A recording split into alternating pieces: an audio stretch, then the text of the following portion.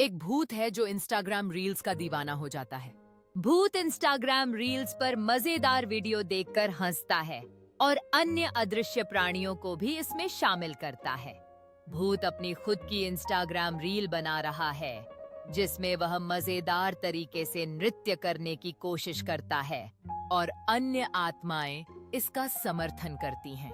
भूत एक बादल पर बैठा है, इंस्टाग्राम रील्स के अंतहीन फीड को खुशी खुशी देख रहा है, जबकि आकाश में इंद्रधनुष चमक रहा है। भूत इंस्टाग्राम रील्स के लिए एक ट्रेंडी चैलेंज फिल्माने की कोशिश में बिजली चली जाती है, जिससे उसे हड़कंप मच जाता है। भूत अंधेरे और डरावने घर में चार्जर की खोज कर रहा है, जबकि उसका फोन का बैटरी आइकन लाल होने लगा है। भूत एक पुराना चार्जर ढूंढ लेता है और उसे लगाते ही उत्साह से भरा हुआ दिखता है, जबकि उसका फोन चार्ज हो रहा है।